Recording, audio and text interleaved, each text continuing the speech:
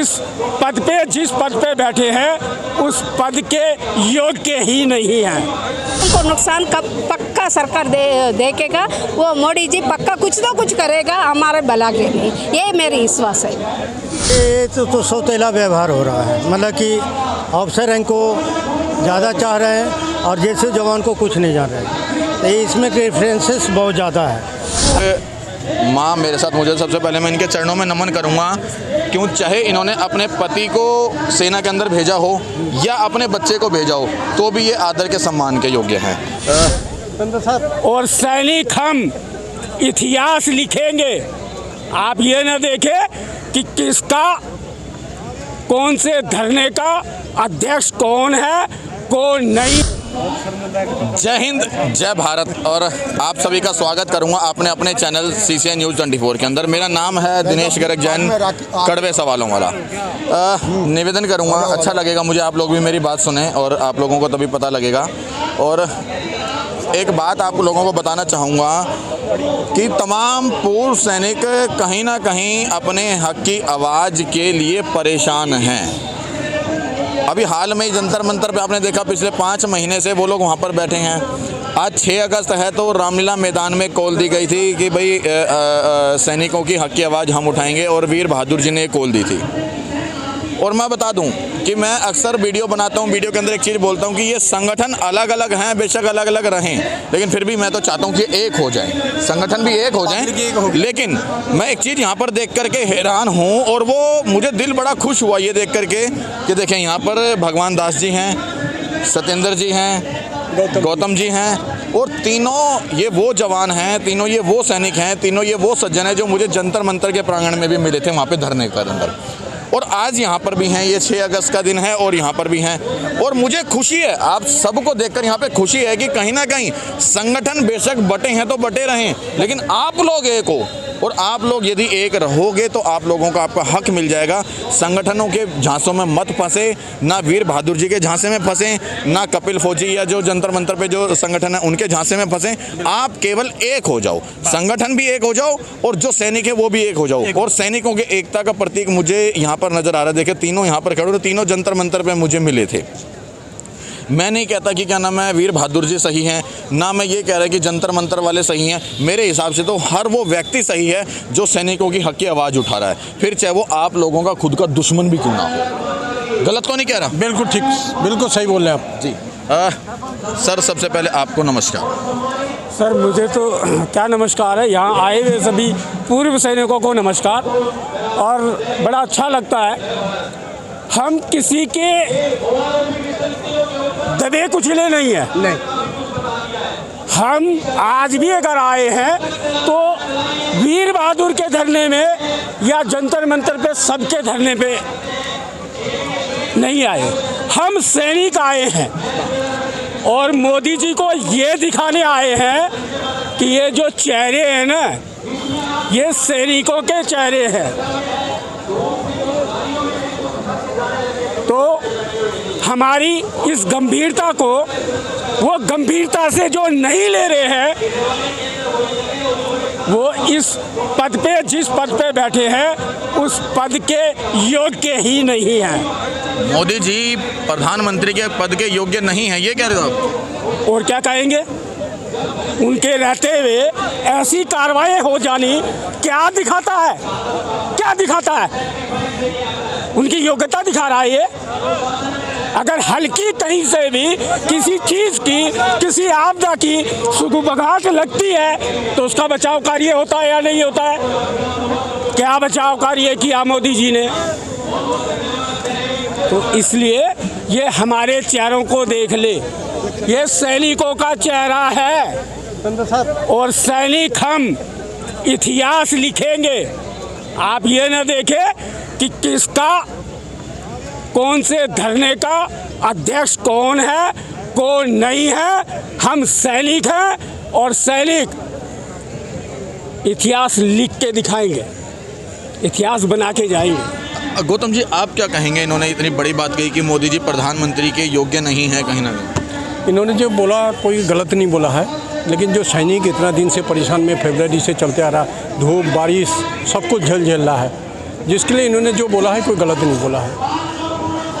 उनको इस चीज़ को समझना चाहिए जो सैनिक का क्या दुख दर्द, आज धूप कितना, गर्मी कितना, आप बोलो। सारा ज़िंदगी तो मेहनत करके आया फौज में, खून ये निकाल लिया, घुटने का ग्रीस निकाल लिया, बाकी जो बचा यहाँ रामलीला मैदान में ऐसे जा रहा है। बच्चे छोड़ के हम जो है इधर आना पड़ रहा है। आप किस तरह से देख रहे हो साहब? क्या जी? क्या वाकई मोदी जी प्रधानमंत्री के योग्य नहीं है? देखिए, ये तो सौतेला व्यवहार हो रहा है। मतलब कि ऑफिसर रैंक को ज़्यादा चाह रहे हैं और जैसे जवान को कुछ नहीं जान रहे हैं। तो इसमें प्रेफरेंसेस बहुत ज़्यादा है। इसके वजह से मोदी सरकार को देखना पड़ेगा कि जवान ही है जो कि भारत को बचा रहा है, ना कि ज़्यादा अफसर बचा रहा है। जवान का मैं समझता हूँ अफसर से कम जिम्मेदारी नहीं है, क्योंकि ये भारत के नागरिक हैं। जब भारत के नागरिक है तो कौन बोलता है कि ये जवान है जो कुछ नहीं करता है, अफसर करता है। सेना में तो मैंने देखा कि सबसे ज़्यादा फ्रंट पे लड़ने वाला जवान है, शहीद जवान होते हैं। फिर कैसे बोले कि मोदी जी के, या तो मोदी जी किसी की बात मानते हैं, अफसर की बात मानते हैं, जवान की बात ही नहीं मानते हैं। एक माँ मेरे साथ मौजूद, सबसे पहले मैं इनके चरणों में नमन करूँगा। क्यों, चाहे इन्होंने अपने पति को सेना के अंदर भेजा हो या अपने बच्चे को भेजा हो, तो भी ये आदर के सम्मान के योग्य हैं। सबसे पहले जय हिंद बोलूँगा। जय हिंद, भारत माता की जय। मैं आंध्रा से आई थी, आंध्रा में गुंटूर डिस्ट्रिक्ट से आई थी। मेरा नाम सीता देवी है। आपकी उम्र कितनी है? मेरी उम्र तो 57 है। इतनी उम्र के भी अंदर भी आपको संघर्ष करना पड़ रहा है? करना पड़ेगा, क्योंकि वो तो फौजी लोगों को नुकसान हो रहा है ना। ये नुकसान हमारा भला, मेरी भला के लिए, सबका भला के लिए यही उम्र में भी लड़ने के शुरू कर दिया मैं। आपके हस्बैंड थे सेना के अंदर या आपके बच्चे थे, कौन थे? नहीं, मेरे हस्बैंड फौजी में थे। उनका भी 60 साल तक है अभी। वो ठीक से है घर में। आपको नहीं लगता कि वाकई इस उम्र में आपको अपने घर पे होना चाहिए था, बजाय कि इतनी धूप में यहाँ पे होने के? नहीं, घर में होना चाहिए, लेकिन नुकसान तो हो रहा है ना। फौजी लोगों सभी का, तो उनका साथ नहीं देने से काम कैसे चलेगा? हाँ, और वो कन्फेक्शन 1 रैंक में बहुत नुकसान हो रहा है, फिर इनका साथ देना है। मेरी उम्र तो हो गया, लेकिन जवानी लोगों को कितना नुकसान हो रहा है, फिर उनका नुकसान को भी मायने में सोचना है ना। इसलिए सभी का भलाई के लिए मैं उतना दूर से ये उम्र में भी इन लोगों का मदद के लिए आई थी। इसमें सबसे बड़ा दोष किसका है? सरकार का है या बड़े अफसरों का है या दोनों का है? सरकार की भी नहीं है, फौजी में अफसर लोगों को बहुत बड़ी भलाई हो गया, नीचे रैंक वाला को नुकसान हो गया। ये अफसर लोगों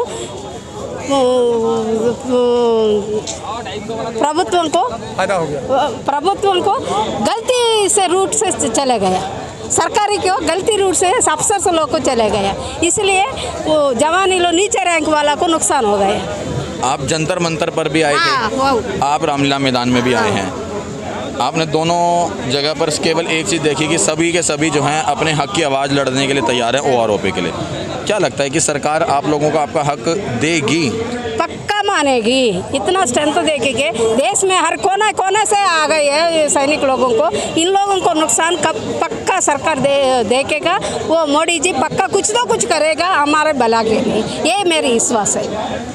उन्होंने आज से 10 साल पहले आप लोगों को एक वायदा किया था 2013 के अंदर रिवाड़ी में कि आपका हक हम देंगे, OROP देंगे। जब भी तो आप लोगों ने उनको मोदी से प्रधानमंत्री बनाया था। 10 साल तक हो गए, उन्होंने कुछ नहीं बोला, कुछ नहीं, दोबारा से कभी प्रयास भी नहीं किया कि OROP का शब्द छेड़ दिया जाए। नहीं भैया, वो भी देश भलाई के लिए बहुत बहुत कर रहा है। हर काम पूरा एक ही बार नहीं होता है ना, तो कितना भलाई करने के लिए वो भी देख रहा है। विदेशी में बहुत नाम लेके आ रहा है इंडिया के लिए। फिर वो काम में, मेरी काम में कि देखेगा, पक्का देखेगा, मेरे को वो भरोसा है। थोड़ा ये नुकसान तो मेरा जवान लोगों को पहुंच गया। देखिए, इनका साफ तौर पर कहना है कि बेशक नुकसान हुआ है, नुकसान तो हो रहा है, पूरे सैनिकों का नुकसान है और इसीलिए इतनी उम्र के अंदर भी ये लोग जंतर मंतर पे भी माता जी गई थी और आज रामलीला मैदान के अंदर भी हैं। लेकिन इनको पूरा विश्वास भी है कि आज नहीं तो कल मोदी जी हमारी बात को अवश्य सुनेंगे और मैं भी निवेदन करूँगा, क्योंकि और कोई चारा भी नहीं है। मोदी जी का नाम ना लें कि वो नहीं सुनेंगे तो और कोई चारा भी नहीं है। इसलिए मैं भी हाथ जोड़ के निवेदन करूँगा कि थोड़ा समझें और जल्द से जल्द सैनिकों का हक जो है वो सैनिकों की झोली में डाल दें। जय हिंद, जय भारत।